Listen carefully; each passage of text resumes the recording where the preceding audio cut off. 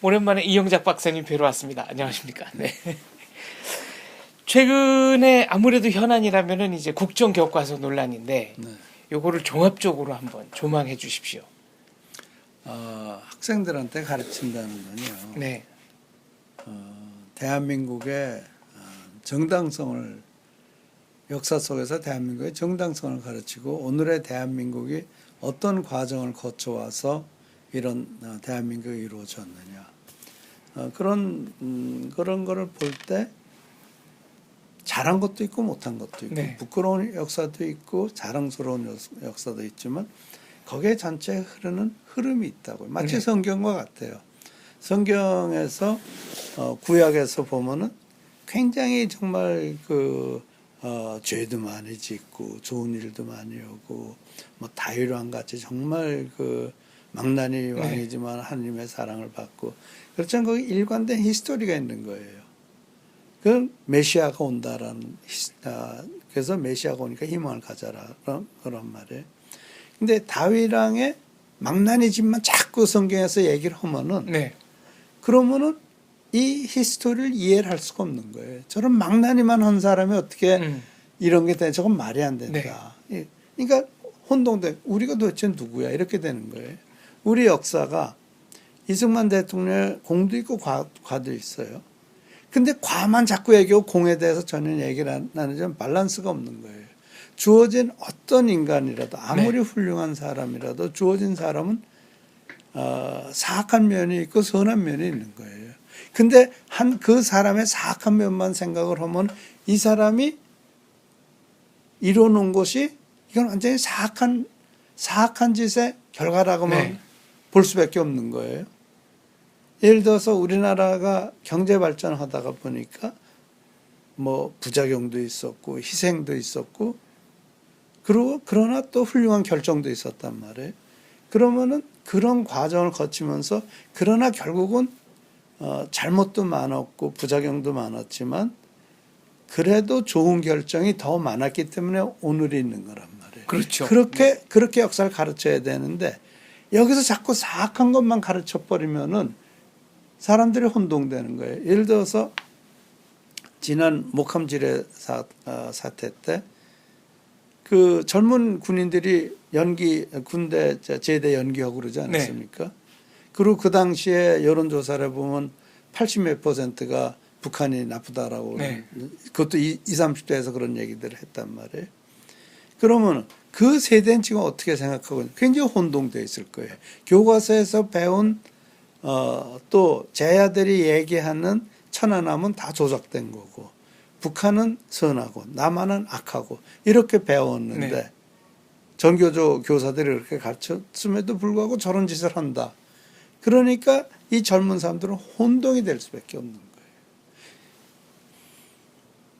그래서 역사라는 것은 흐름이 있는 거고 그 강물이 흐르다가 보면은 여기서 시작해서 저기까지 가야 되잖아요. 그런데 여기까지 가지 못할 이유만 여기에 가면 무슨 암초가 있고 여기에 가면 뭐 숲이 있고 그 얘기만 한단 말이에요. 그럼 강이 여기서 시작했는데 어떻게 여기 와서 지금 바다로 들어가지? 그 이해가 안 되는 거죠. 그렇죠. 그러니까 그러면 이 사람들은 왜 그런 얘기를 하느냐? 제가 이제 이런 얘기를 해요. 유유상종 아니냐. 물론 이번 역사 교과서에 그 국정화한다는 것에 대한 처음에 그걸 반대하는 명분과 또 진짜 숨어 있는 이유는 다르단 말이에요. 일단 명분은 다양한 의견이 봉쇄가 된다. 국정화를 하면 이거죠. 근데 그렇지만 지금 그렇게 얘기하는 것부터 친일 미화 독재 찬양이라는 걸로 하고 있단 말이에요. 그렇게 함으로써 여당을 공격을 해서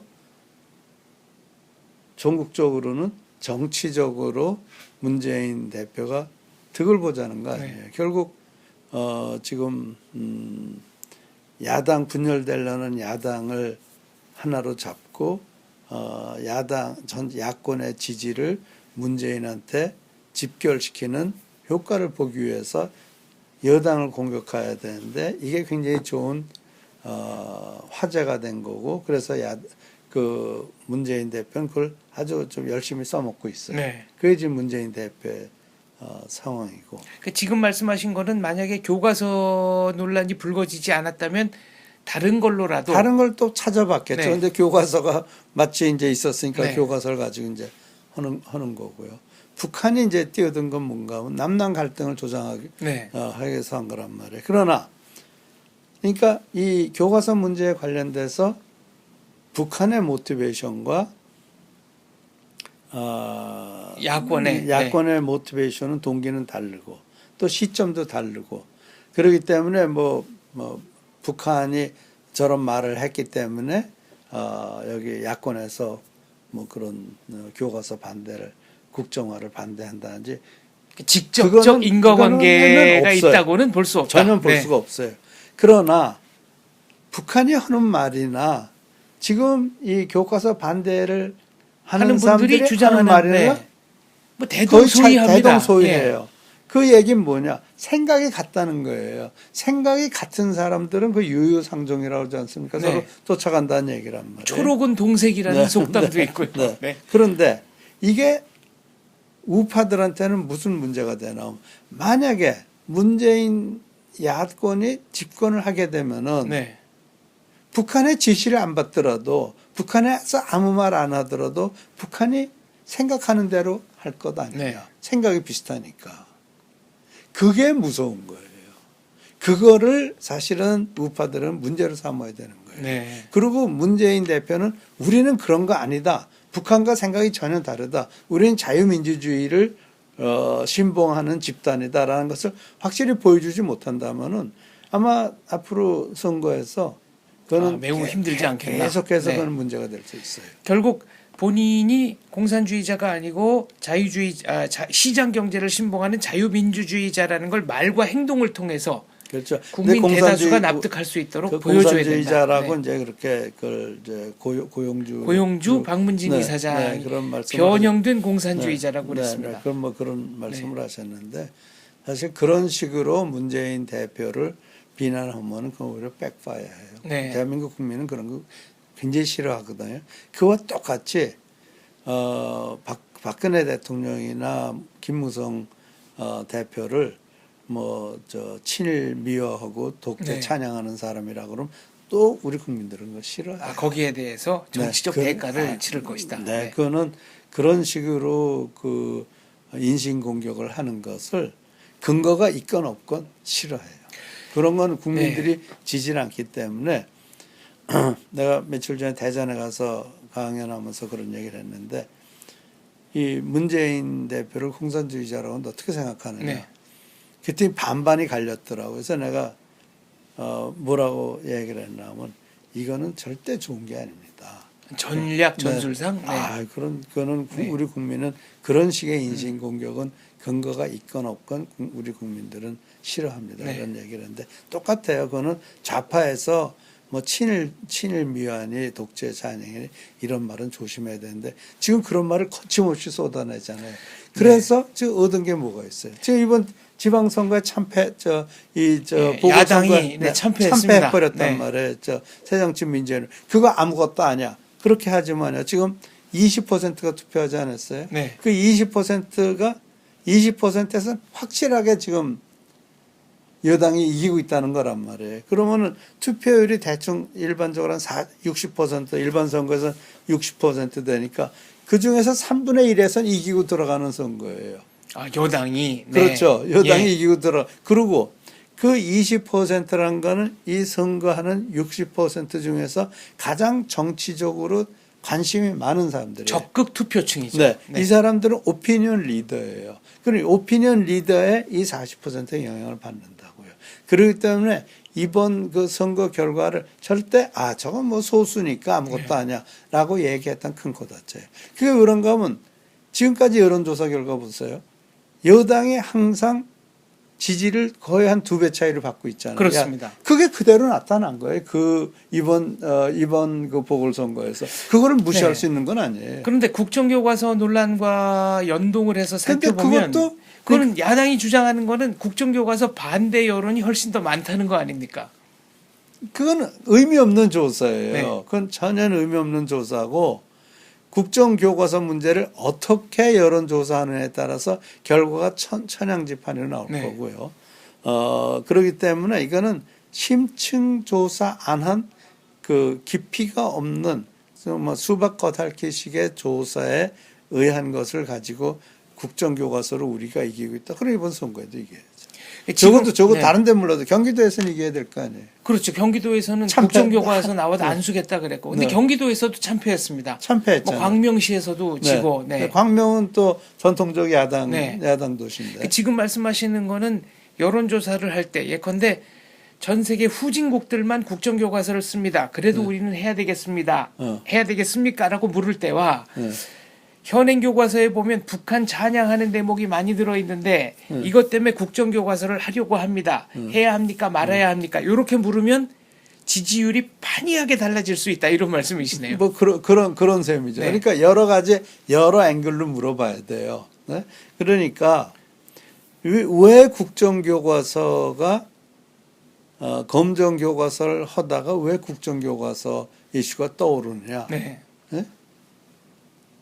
그거는 그 검정교과서가 국민들한테 잘 맥히기 때문에 아니거든요. 네. 그 실패했기 때문에 국정교과서가 떠오른 거고 국정교과서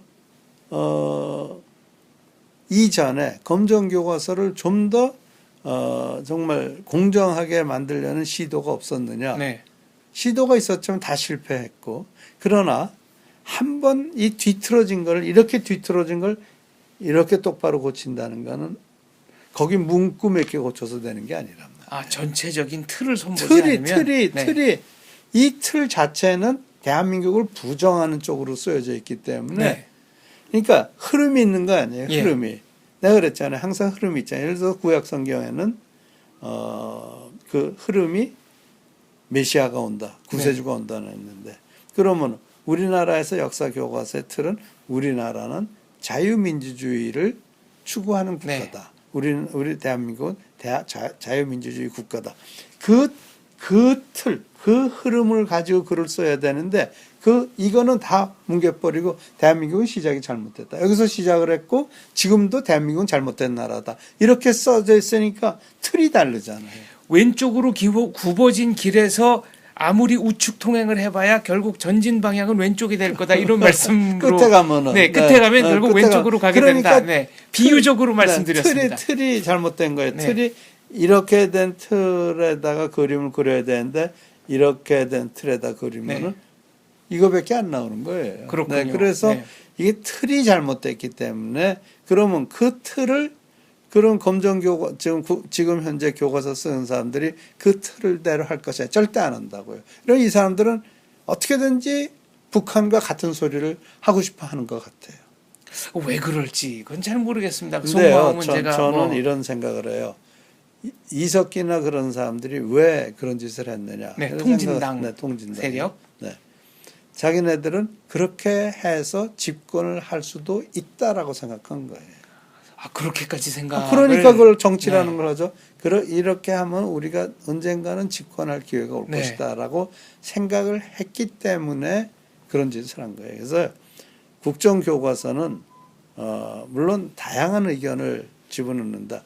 근데요, 다양성이라는 건 굉장히 중요해요. 그러나 역사에 대한 시각은 하나야 돼요. 대한민국이 자유민주주의 국가라는 시각, 자유민주주의 국가의 정당성, 자유민주주의 국가라야지 우리가 선진국이 될 수 있다라는 그런 생각을 심어주는 것이 가장 중요한 거예요. 그런데 그렇게 가르치더라도 나중에 뭐 공산주의 하는 사람도 나오고 또 사회주의 하는 사람도 나오고 가지각색의 사람이 나와요. 네, 그거는 사람은 다 그런 거니까요. 그러나 커다란 흐름 자체는 자유민주주의를 바탕으로 해야 되는데 그걸 하기 위해서 검정교과서 제도는 할 방법이 없다. 그래서 국정교과서로 시작을 하자는 겁니다. 일단 네. 국정교과서 그리고 또 한 가지 중요한 거는 교과서는 정부 고유의 권한이에요. 네. 근데 왜 야당에서 그걸 해요? 자기네들이 집권해서 검정교과서로 돌려놓으면 될 거 아니에요? 그럼 그걸 공약으로 하고 대통령 선거 나가면 될 거 아니에요? 아, 그러니까 그게 정 옳지 않다고 생각하면 거리 투쟁으로 하려고 그러지 말고 그렇죠. 선거에서 이겨서 네. 뭐 내년 총선 뭐 얼마 안 남았습니다. 그러고 그렇죠. 보니까. 내년 총선 네. 그거 가지고 하라고 그래요. 공약 걸고 네. 이기면 그게 국민적 정당성을 확보하는 거니까. 아니 그래도 네. 아무리 국민적 정당성이 있건 없건 그것과 관계없이 그건 대통령 고유 권한이에요. 아, 그렇군요. 그렇죠. 대통령이 돼야지 바꿀 수 있는 거예요. 내년 총선 이기고 2017년 대선에서 내년 승리해서 총선과 관련 지건 이기건 네, 그건 이제 상관없고 그거는 관계없고 대선 때? 대선에서 이겨서 검정교과서로 바꾸겠다. 아, 그걸 지금, 네. 그거를 공약으로 내세우면 되는 거예요. 야당 얘기가 나왔으니까 조금 지엽적인 말씀 네. 여쭙겠습니다. 대통령 시정연설이 끝나고 네. 뭐 심지어는 대통령을 무속인에 비유한 발언도 그 야당 이종걸 네, 원내총무가 뭐 얘기했고 그게요. 그 본인들이 불리하다는 걸 모르지 않을 텐데도 일부러 하는 겁니까? 아니면은 그거는 공천받기 위해서 그런 거죠. 아 공천 때문에 네. 지금 네. 저 뭐예요? 거기 공천심사위원회 생기잖아요. 네. 네. 그러면은 공천심사위원은 다 친노라고요. 친노 계열 아니에요. 그렇게 될 가능성이 네, 지금 저 11명 네, 뽑았잖아요. 예, 높죠. 11 사람들의 네. 그 정치적 성향을 전혀 모르는데 그 사람들이 뭐라고 그러건 전혀 중요하지 않아요. 문재인의 생각이 중요한 거지. 그러니까 사실상 문재인 대표가 상당히 공천권을 많이 행사할 것이다. 눈에 보이게 안 보이게. 네. 네. 그래서 그 코드에 맞추려는 노력을 하다 보니까 이런 무리수가 나온다. 그렇죠. 근데 이게 국민적 지지를 받을 가능성은 상대적으로 낮다고 지금 뭐 국정교과서? 평가하셨지 않습니까? 아니요, 이런 그 무리한 발언. 아, 이건 네. 하면 안 되죠. 예. 그런 뭐 그 X라고 그러고 무속인이라고 그러고 네. 뭐 그냥 뭐라 그러더라. 뭐 존엄? 최고 존엄에 최고 존엄. 빗댄 네, 그 김정은의 빗댄 네, 표현도 네, 나왔습니다. 네, 그러니까 이건 다른 분이 하셨습니다. 네, 알아요. 그 네. 정청래 의원이 네. 했는데 그런 말을 하면서 국민들을 설득을 시키려고 그래요. 어림도 없어요. 우리 국민은 절대 그렇게 설득 안 돼요. 그럼 이분들이 바라는 거는 공천권입니까? 뭐 국민입니까? 국민이 아무 생각 없어요. 그 사람들은 전라도에다가 꽂아놓으면 다 당선되고 뭐 호남세가 강한 지역에다 야당 표만 깃발만 꽂아놓으면 다 당선되는데 왜 국민을 생각해요? 공천만 받으면 되죠. 호남에서도 이정현 의원이 당선되기도 했고 뭐 그런 아니, 이변이 그거는- 일어날 가능성이 그러니까 얼마 지금요. 없습니다. 네. 지금 문재인 대표가 오늘 그 선거 친 것에 대해서 네. 어떻게 코멘트 했는지 모르겠죠. 별거 아니라고 그랬던 모양이죠. 그러니까 그렇죠. 박지원 뭐 판도 작았고. 네, 판도 네. 작고 그런데 이 전쟁에서는요 작은 데서 이겨가지고 크게 이기는 거지 크게 이겨가지고 작은 데서 이기는 게 아니에요. 네. 모든 것은 항상 작게 시작해서 크게 가는 거란 말이에요. 근데 그런 그 자연의 이치를 완전히 무시하고 있잖아요. 그러니까 이게 국정교과서가 절대 야당이 원하는 대로 또 문재인 대표가 원하는 대로 되지 않을 거고 돼서도 안 되고요. 돼서도 안 되고 그리고 이것은 법적으로는 대통령의 고유 고유 권한이다. 권한. 네. 네, 네, 알겠습니다. 그렇게 정리해 주시니까 네. 깔끔하네요. 네, 네. 말씀 잘 들었습니다. 네.